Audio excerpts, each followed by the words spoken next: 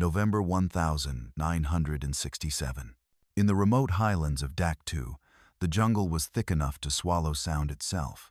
The mornings were drowned in cold mist, the afternoons scorched by sun, and the nights were so dark that even seasoned soldiers felt the air tighten on their skin.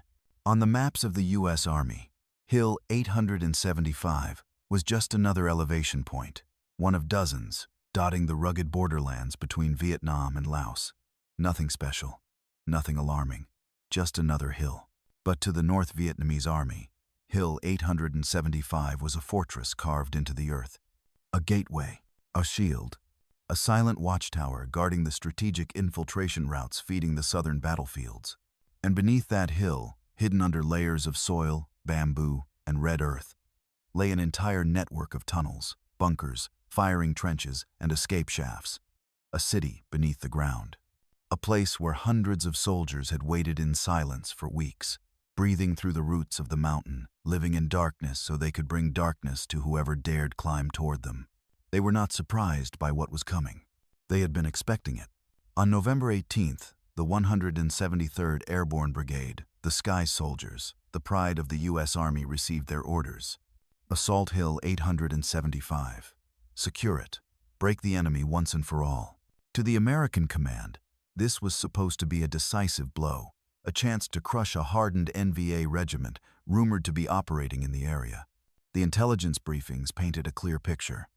Enemy forces weakened, their morale fractured, their positions unstable. But intelligence, as always, was only what someone thought they saw, not what actually lay beneath the canopy. As the first platoons of the 173rd moved toward the base of the hill, the jungle greeted them with a strange stillness. No wind, no birds. The only sound was the soft crunch of boots stepping on layers of red leaves. Some of the younger paratroopers whispered that the place felt wrong, too quiet, too still, too watchful. A sergeant muttered, "This hill's hiding something." But they kept moving. Orders were orders. The smell of damp earth mixed with the faint scent of smoke, almost undetectable. Almost nothing, but not nothing. A few men spotted small footprints in the mud. A burnt cooking pit barely cooled. Evidence that someone had been there, recently. Still, no one fired. No one shouted. No one attacked. And that was the first warning. Because the enemy on Hill 875 didn't need to reveal themselves. They had already chosen the time, the angle, the moment. All the 173rd had done was walk into it. As the sun climbed higher, the entire hill remained shrouded in a heavy hush, as if nature itself was waiting, holding its breath for something to crack open. And it would. Very soon. Hill 875 was no ordinary hill. It was a trap made of earth, a grave carved in advance. And the 173rd Airborne Brigade, one of the most elite fighting forces of the United States, was marching straight into the jaws of something they couldn't yet see. Something patient, something prepared, something deadly. The shadow over Hill 875 was not cast by clouds. It was cast by the men in the tunnels below, men who had been waiting for weeks. And on that day, as the paratroopers advanced in silence, the hill itself seemed to be whispering, "Come closer," because Hill 875 was ready, and it would not let them leave unchanged. At dawn on November 19th, the fog around Hill 875 clung to the treetops like thick, white curtains. Every shadow looked alive. Every branch seemed to tremble with a breath. The men of Company C tightened the straps on their helmets and began to move single file, slow, cautious up the lower slopes of the hill. They didn't know it yet, but they had just crossed the invisible threshold of the enemy's domain. The first warning wasn't a gunshot. It was a sound so faint that only the point man noticed an almost imperceptible click under his boot. A pressure plate. The explosion ripped through the trees like a thunderbolt. The shockwave threw bodies backward, shredded foliage, and shattered the silence the jungle had held for days. Dirt, smoke, metal fragments, all of it rained down on the men scrambling to their feet. Before anyone could process what had happened, the jungle answered. From somewhere above, somewhere unseen, automatic fire lit up the hill. AK-47 bursts snapped through the mist. B-40, and B-41 rockets slammed into tree trunks, showering the Americans in splinters and red soil. The hill had awakened. Company C instinctively dove for cover, but there was none. No trenches, no fallen logs, just open ground, sloping upward, exposed to the angles of fire raining down from unseen bunkers. Sergeant Carl Dixon shouted into his radio, "Contact, contact, multiple positions, can't see a damn thing." But the hill didn't care. Its slopes were alive with controlled bursts of fire, triangulated with ruthless precision. And behind each flash of muzzle was someone who had waited for this moment with the patience of stone. The paratroopers returned fire, but every shot felt blind. They fired at flashes.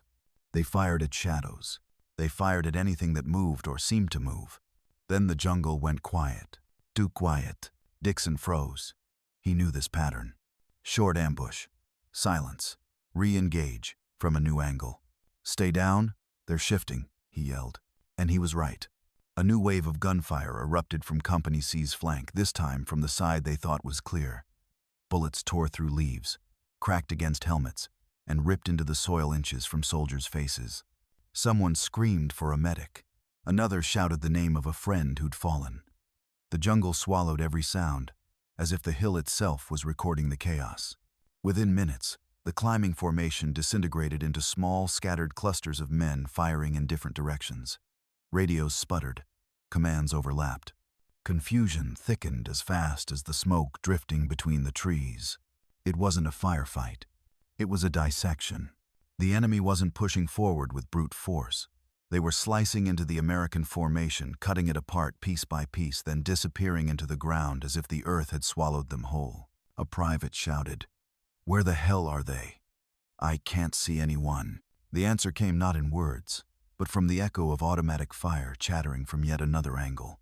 Above them, the NVA had built firing ports high up the slope, camouflaged with layers of branches and soil. Their silhouettes were invisible. Their gun barrels were invisible. Their voices were silent. Only their bullets told the truth. And the truth was simple. The 173rd Airborne had walked right into a kill zone engineered with meticulous patience. By early afternoon, the fog had lifted, but visibility didn't matter. The enemy had no intention of exposing themselves. Their bunker complex was deep, multi-layered, immune to grenades and resistant even to recoilless rifles. Every American advance stalled. Every attempt to regroup was punished. Every step upward drew more fire. As casualties mounted, a chilling realization spread among the men of Company C. They weren't fighting an ambush. They were fighting an architecture planned, measured, and perfected long before they arrived. And the hill was only beginning to show its teeth. By mid-afternoon, Company C was no longer moving in formation. They were crawling. Every inch of the slope felt like a gamble. Every fallen leaf felt like it might be covering a tripwire. Men advanced on elbows and knees, dragging rifles through mud, flinching at the snap of every twig. The tree line above them looked thick enough to hide an entire army, because in truth, it did. The higher they climbed, the narrower the world became. The air thinned. The light dimmed. The jungle canopy tightened overhead like a ceiling, lowering inch by inch. The men of the 173rd weren't just fighting enemies. They were fighting the terrain itself. The hill forced them into single-file paths, tight corridors where 3 soldiers couldn't stand shoulder to shoulder. Every path was a choke point. Every choke point was a death trap. But orders were orders. So they kept climbing. Sergeant Dixon led a small element along a ridgeline that curved toward what looked like a natural terrace. Dirt, roots, and tangled brush made it feel like a place to breathe just long enough to regroup. But the moment Private Lewis stepped onto the terrace, the ground moved. A small wooden panel disguised with leaves flipped open, and a burst of AK-47 fire erupted from a firing slit less than 10 feet away. Lewis was cut down before anyone processed what had happened. "Bunker!" someone yelled. But the hill didn't have a bunker. It had dozens, maybe hundreds.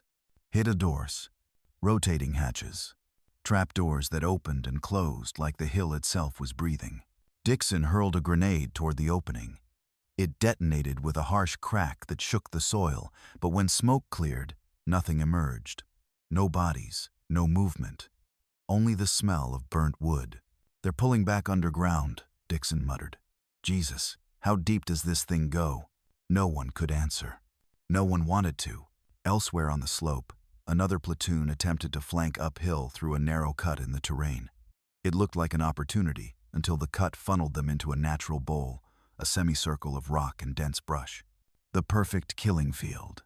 When the first man stepped into the bowl, the hill erupted. Multiple firing ports opened at once, horizontal, angled, even downward from elevated positions. Machine gun bursts crossed and recrossed the space like intersecting scissors. Grenades rolled down through the brush, bouncing off tree roots before exploding at chest height. The entire bowl transformed into a storm of splinters and shrapnel. The lieutenant in charge tried to pull his men back, but the way they came in was now under fire. The enemy had waited until they were trapped, then sealed the door behind them with lead and fire. By the time survivors crawled out, dragging the wounded, the bowl was littered with torn foliage and unmoving shapes. A medic knelt beside a soldier whose uniform was shredded. "We can't stay here," he gasped. "We can't stay anywhere." He wasn't wrong. There was no safe on Hill 875. Only degrees of danger. As night crept in, the jungle began to shift again. Not with gunfire, but with silence. The enemy had stopped shooting. Just stopped. No footsteps. No whispers. No rustling in the brush. It was the silence of men who didn't need to chase their prey.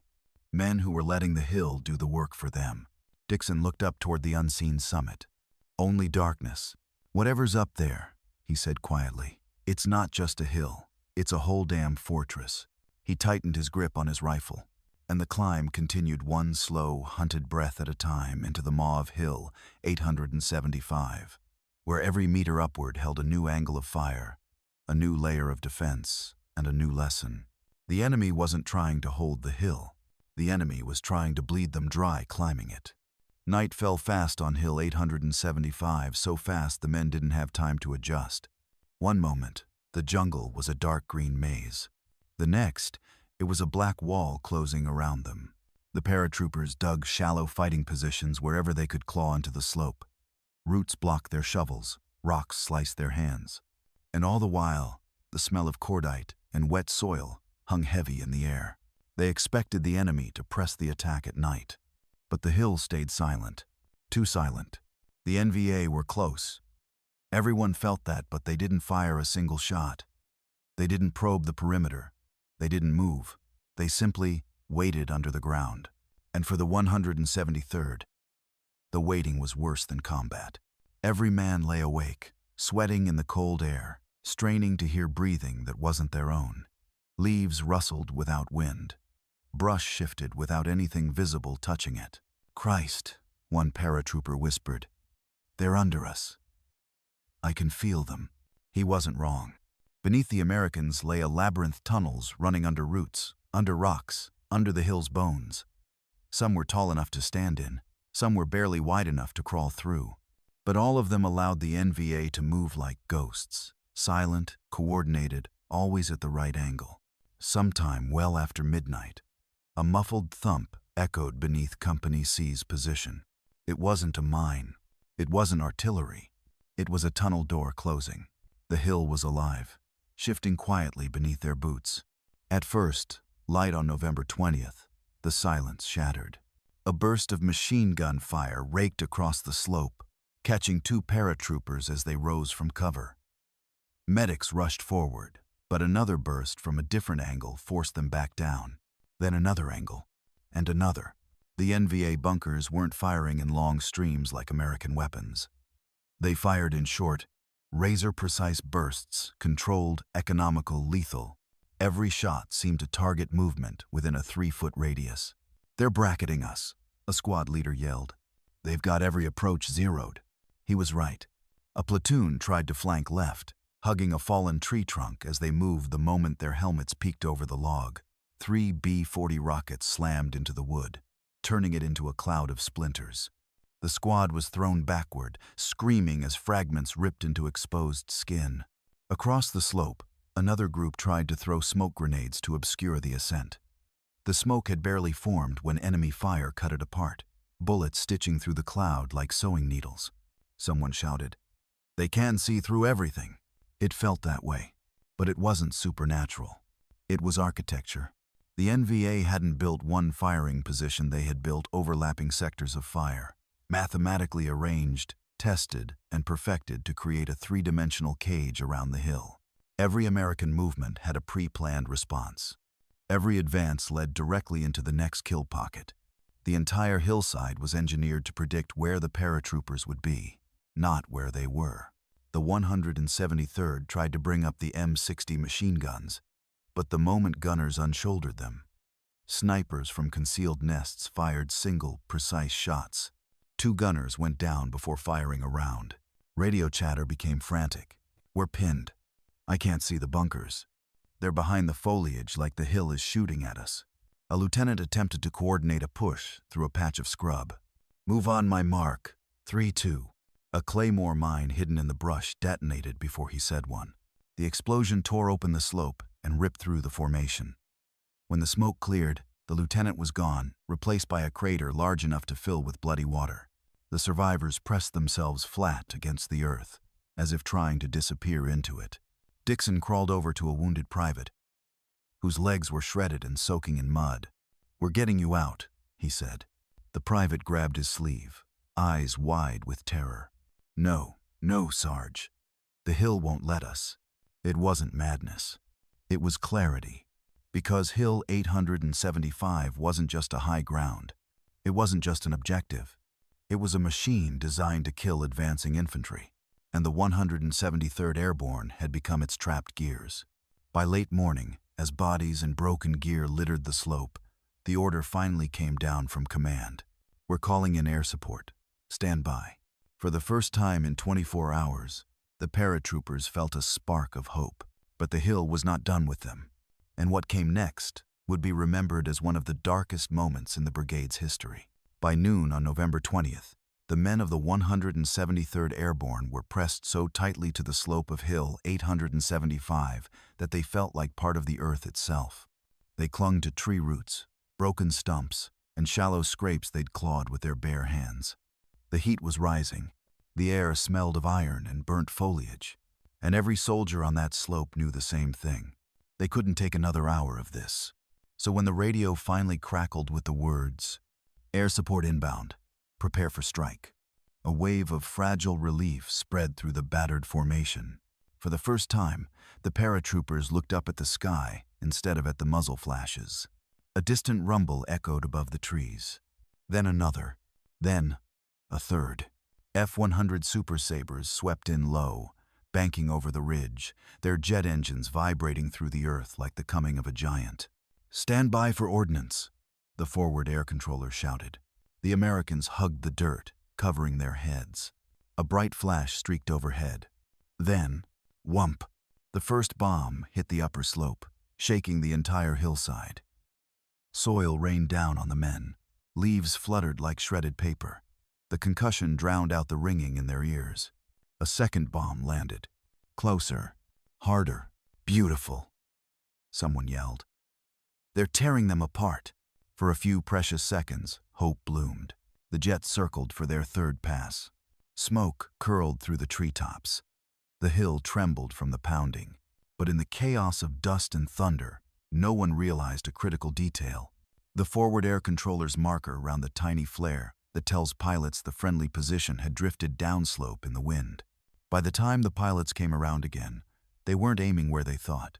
They were aiming lower, too low, directly onto the position of the paratroopers.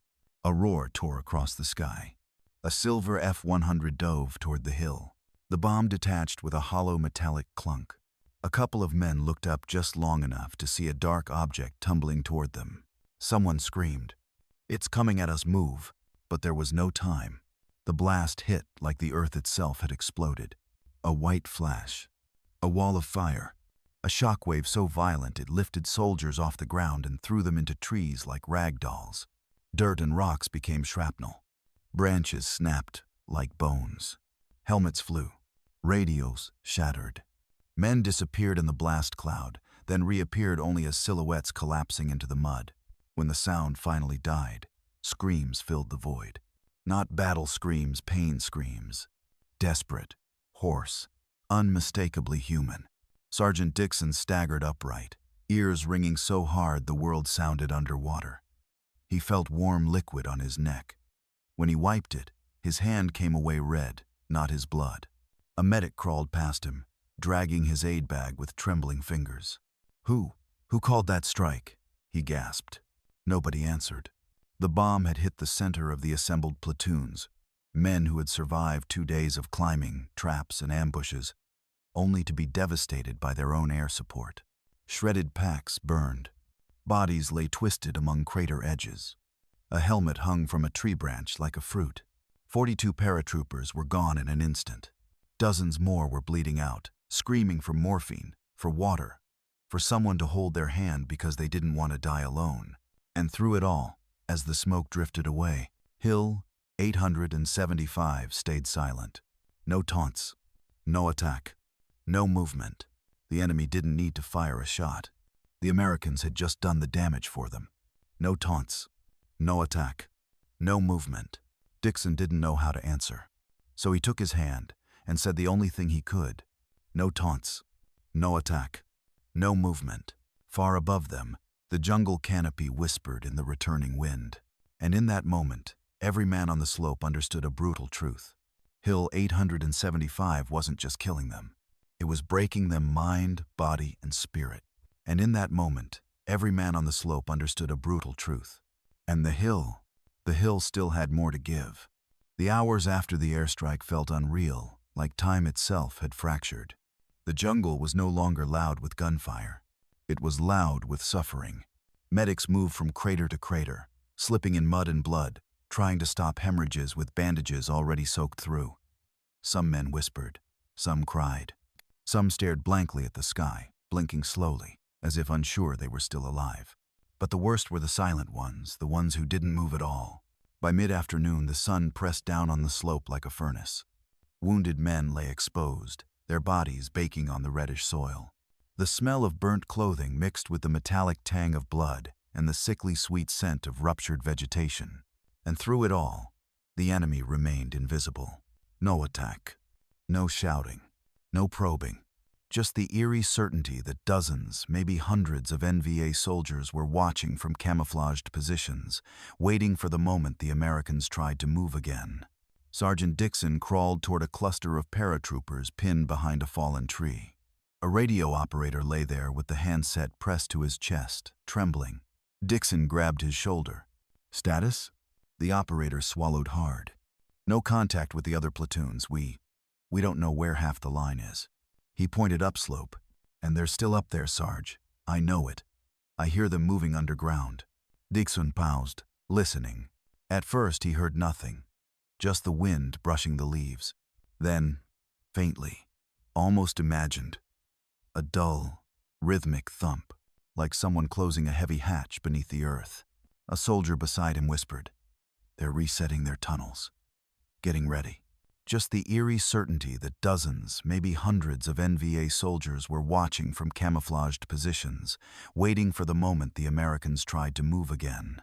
At first he heard nothing, just the wind brushing the leaves, and the 173rd was still trapped on the surface, bleeding, disoriented, exhausted.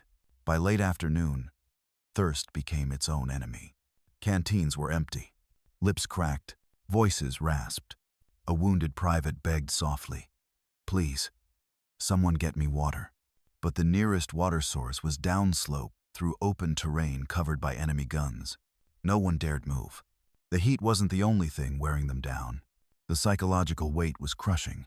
Every gust of wind sounded like footsteps. Every shifting shadow looked like a rifle barrel.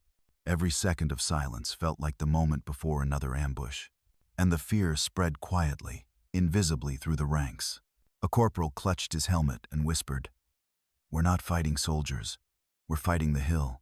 Night started creeping in again, black, humid, suffocating. And with darkness came the worst part.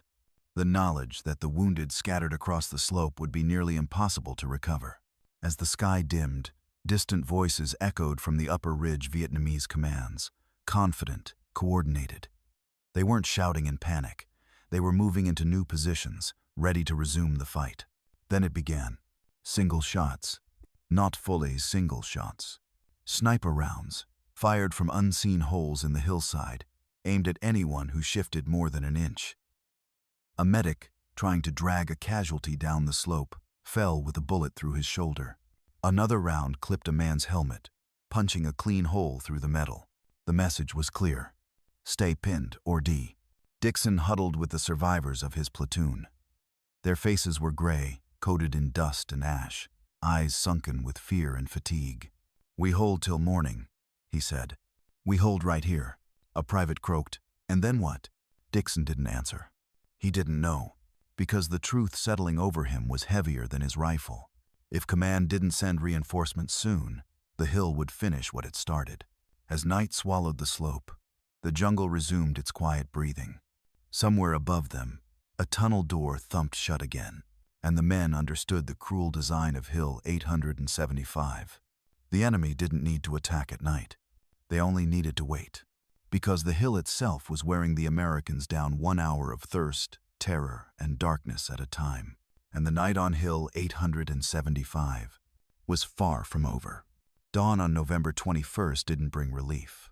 It brought clarity harsh, unforgiving, unavoidable. In the pale morning light, the men of the 173rd Airborne finally saw the scale of their predicament. Bodies lay twisted across the slope in unnatural angles. Burnt gear smoldered in shallow craters. Bandages were soaked through, attracting swarms of insects. And everywhere, absolutely everywhere, was the terrible stillness of a battlefield that hadn't yet finished claiming its dead. The air tasted of smoke, metal, and fear. And the night on Hill 875 was far from over. Dawn on November 21st didn't bring relief. It brought clarity harsh, unforgiving, unavoidable, because the hill itself was wearing the Americans down 1 hour of thirst, terror, and darkness at a time. Sergeant Dixon pushed himself up from behind the stump where he'd spent the night. His hands shook. His throat felt like sandpaper. But there was work to do, men still breathing, still waiting for orders. A young private approached, eyes hollow. "Sarge, we can't stay here. They'll kill us if we climb, and they'll kill us if we go back down." Before he could answer, the hillside erupted. Not with explosions, those would have been merciful, but with precise, coordinated bursts of fire. From 3 different elevations, enemy bunkers opened up in perfect sync, their muzzle flashes hidden deep behind branches, logs, and earthen firing slits so narrow a man could walk past one without seeing it. Bullets sliced through the trees. Ricochets sparked off rocks. Men dove flat, mud splashing across their faces. "Target the ridgeline," someone yelled. But firing back was like shooting at fog. Every time an American aimed at a flash, the NVA gunners shifted position, firing from a new slit, a new hole, a new angle. It wasn't chaos. It was orchestration. The hill had become an orchestra of death. And the enemy? They were the conductors. A lieutenant tried to rally a push leftward. "Move! Move! We have to break out!" But the moment the first squad rose from cover, a series of claymores, American claymores, detonated in a violent chain. The NVA had taken the devices from previous battles, rewired them, and set them facing downslope. The screams were instant. High, sharp, unmistakably final. The lieutenant staggered back, face pale, disbelief burning in his eyes. "They're using our own minds against us." No one had time to respond, because at that exact moment, from the upper bunkers, the enemy surged into a new rhythm, short, disciplined bursts, each one aimed low, forcing the paratroopers to stay pinned. The hill wasn't just stopping movement. It was wearing them down mentally, crushing any sense of initiative or momentum. A medic crawled toward a wounded soldier lying beside a tree. The moment he exposed his arm from behind the trunk, a sniper round punched through his bicep, knocking him flat. The sniper fired again, this time missing by inches, then vanished back into a hidden shaft. "They know every inch of this place," the medic gasped, clutching his wound. He was right. Hill 875 wasn't terrain. It wasn't an objective. It was an enemy all its own. By late morning, the realization spread through the survivors like a cold sickness. They were no longer advancing. They were no longer attacking. They were surviving. Barely. A radio operator finally managed to reach higher command through a broken, static-filled signal. His voice cracked as he spoke. Multiple casualties, no movement possible. Enemy entrenched request. Immediate reinforcement repeat. We cannot take this hill alone. A long pause. Then the reply. Reinforcements are coming. Hold your position. Hold. That was the order. But no one said how. They had no cover. No water. No medevac. No clear line of advance. And an enemy above them who seemed to anticipate every movement. Dixon lowered his head, pressing his forehead against the dirt. His men waited for him to speak. He could feel their eyes exhausted, pleading, terrified. Finally, he lifted his chin. We hold, he said quietly. We hold right here until they bring help, a private whispered. And if they don't? Dixon didn't answer, because deep down, a truth gnawed at every man on that slope. If reinforcements didn't break through soon, Hill 875 wouldn't just defeat the 173rd Airborne. It would erase them, and the Hill still had 2 more days to prove it. November 22nd began not with gunfire, but with the sound of boots. American boots. 2 companies fresh, determined, unaware of what truly lay above, moved up the lower slopes of Hill 875 to relieve the battered survivors clinging to the hillside. Their arrival sent a surge of hope through the pinned-down paratroopers. Wounded men lifted their heads. Exhausted soldiers whispered prayers of gratitude. For the first time in days, it felt like they had a chance to breathe. But Hill 875 did not allow hope for long. As the new reinforcements advanced, the dust beneath their feet, fine red earth baked dry by days of explosions, rose in thick clouds. The moment the first squad entered the haze, the hill stirred. A single burst of fire cracked from above. Then another. Then an entire tier of bunkers lit up at once. Tracers sliced through the red dust like glowing lines drawn across a curtain. Men fell instantly, some tumbling down the slope, others twisting in midair as bullets tore into them. "Get low! Get low!" officers shouted. But the enemy had chosen their timing with clinical precision. The reinforcements were caught mid-stride, mid-formation, mid-breath. Pinned. Company D attempted to pivot right, trying to hug a rock ledge for cover, but the moment they shifted, a hidden NVA team rose from behind a camouflaged berm and unleashed a storm of fire directly into their flank. The survivors dove behind exposed roots and shallow depressions, their helmets ringing from the impacts of bullets skipping off the ground. Farther up the slope, Dixon and the remnants of his men tried to coordinate with the newcomers. He waved his arm, signaling for a push through a narrow corridor of trees. 4 soldiers made it halfway before a machine gun burst cut them down within seconds. It wasn't an attack. It was a massacre in slow motion.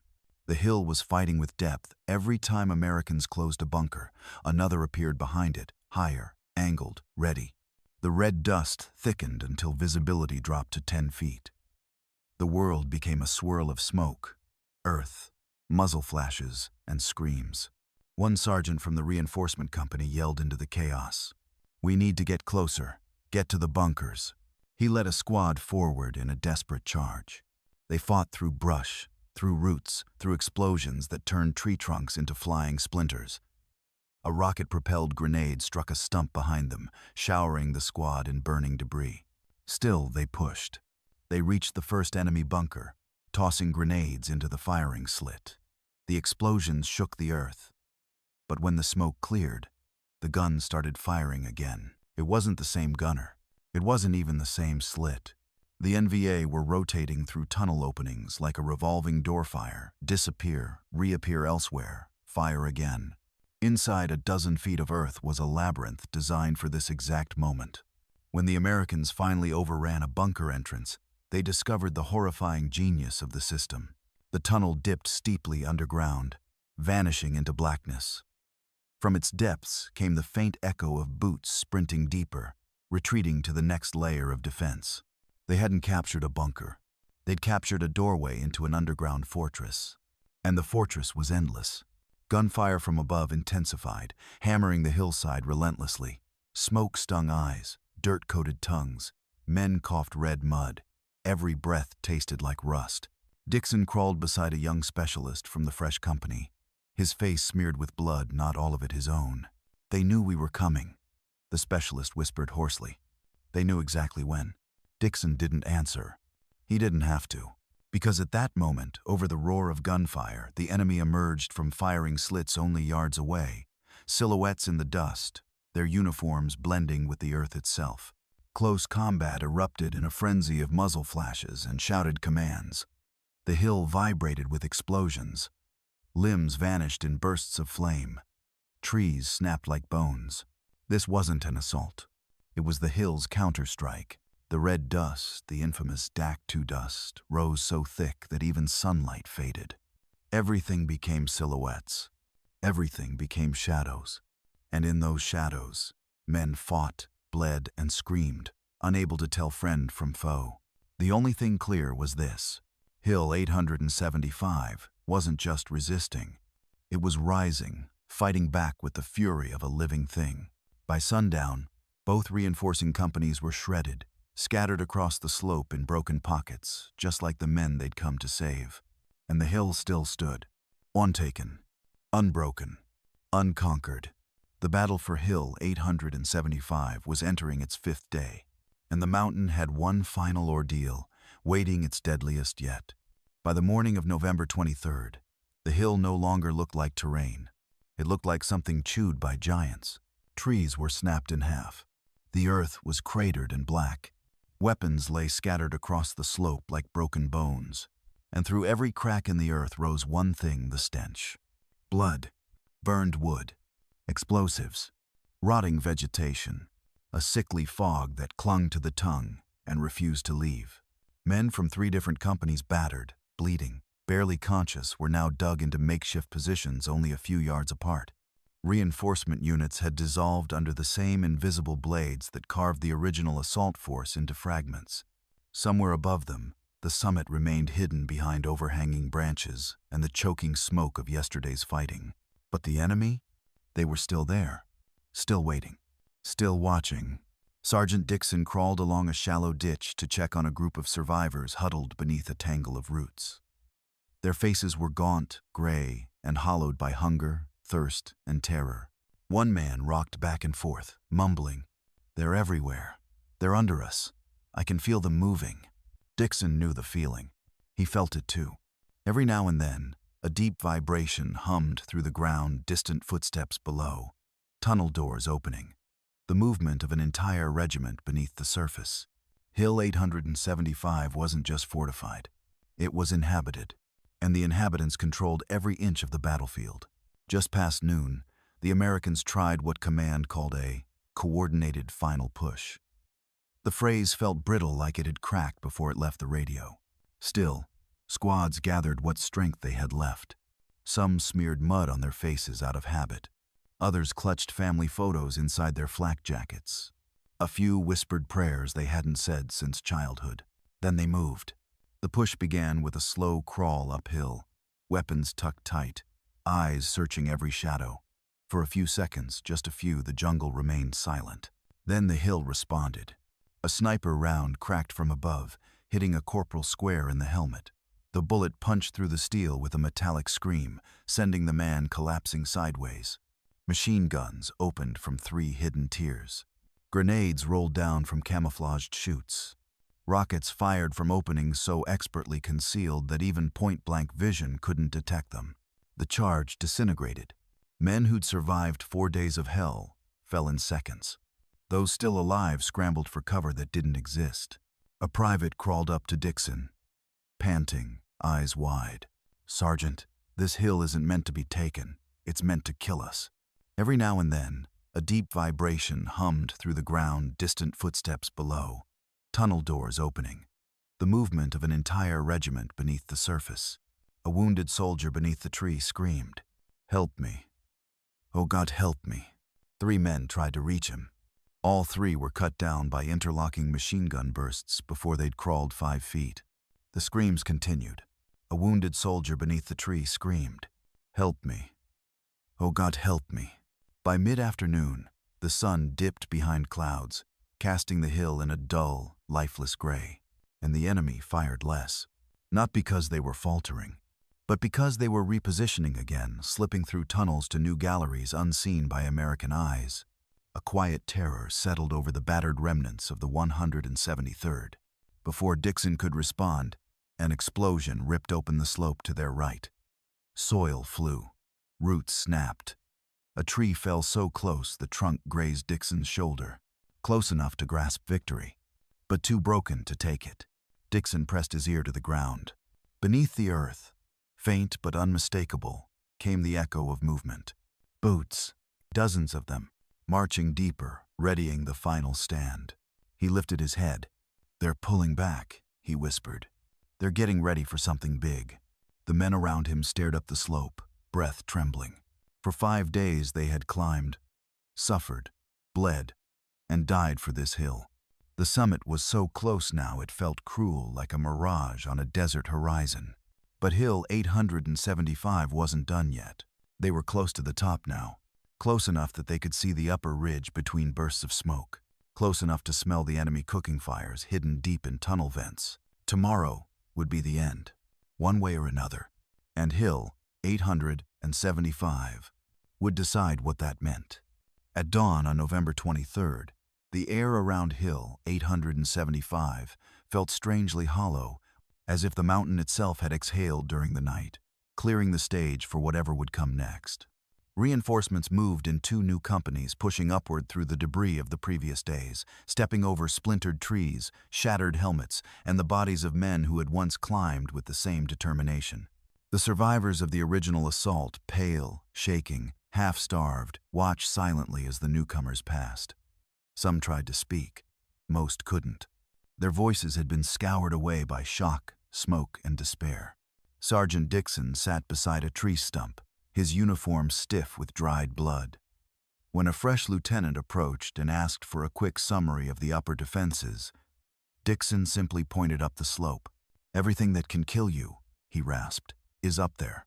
And then he added, almost whispering, "And the things you can't see, those are worse." The final assault began mid-morning. For the first time in 5 days, the Americans moved in force, not a company, not a platoon, but a full wave of bodies pushing upward in tight, desperate formation. The ground shook under the weight of boots. The air trembled with determination. The hill answered immediately. Machine guns flared from concealed pits. Snipers fired from branches that weren't branches. Grenades rolled from holes that looked like animal burrows. Rockets screamed through the red dust. Yet the reinforcements did not stop. They climbed over fallen logs. They crawled through choke points. They dragged the wounded behind boulders. They fired at shadows with the last strength in their bodies. And slowly, terrifyingly slowly, the tide began to shift. For the first time, American grenades found actual bunker entrances. For the first time, a machine gun nest fell silent and stayed silent. For the first time, a line of paratroopers pushed past the midpoint of the hill. The NVA defenders fought like men who had carved their lives into the soil, but the 5 days of constant pressure had taken their toll. Some firing positions were empty. Some tunnels collapsed. Some slits fired only sporadically now. The fortress was still deadly, but it was bleeding. At 2 p.m., Company B broke through a tangled patch of brush near the summit. A lone NVA soldier sprinted from a tunnel mouth, thin, mud-covered, eyes wild, and vanished into a deeper shaft before anyone could grab him. It was the first enemy soldier the Americans had clearly seen in days. It was also the last. Minutes later, a squad climbed over a jagged ridge of stones and found themselves staring at a strange emptiness. No bunkers firing, no snipers waiting, no machine guns aimed down the slope, just silence. Smoke curled lazily from cracks in the earth. Tunnel vents exhaled warm air like the dying breaths of the hill itself. "Is this it?" someone whispered. "Did we take it?" The lieutenant stepped forward cautiously, rifle raised, and scanned the summit. Then he spoke the words that would be written in the after-action report. "Hill secured." But the phrase felt wrong, too sterile, too cold, because when the medics and stretcher teams finally reached the top, they didn't see victory. They saw a graveyard. Bodies of paratroopers lay scattered across the crest, mixed with the debris of blown bunkers and collapsed tunnel roofs. The earth was torn open in places, exposing deep chambers where entire squads of defenders had once waited, fought, and vanished. A chaplain knelt beside a crater filled with water, touching the muddy surface with trembling fingers. "So many," he whispered. "Dear God, so many." By sunset, helicopters thundered in from the western sky, kicking dust across the summit as they landed. Medics loaded the wounded. Marines and engineers began marking tunnel entrances for demolition. Officers counted survivors with grim, haunted expressions. When Sergeant Dixon was finally found and lifted onto a stretcher, he stared up at the gray sky, blinking against the rotor wash. A medic asked quietly, "You did it, Sarge. The hill's ours." Dixon turned his head toward the summit, toward the torn earth, the silent trenches, the bodies of friends and strangers alike. His voice was barely audible, but it carried more weight than any official report. "Nobody wins a hill like this." Behind him, the helicopters rose into the sky one by one, carrying the wounded away from a mountain that had taken nearly everything from them. It would be days before the final count was known. 278 American killed, more than 800 wounded, and an NVA regiment that had slipped away through tunnels long before the Americans reached the top. The Army sent out a press statement calling the battle a hard-fought success. But for the men who survived, Hill 875 would forever be remembered by a different name, the Hill from Hell. And even decades later, when they closed their eyes, they would still feel it, the red dust in their lungs, the earth trembling under hidden footsteps, the weight of a mountain that had consumed 5 days of their lives, and pieces of their souls that would never return.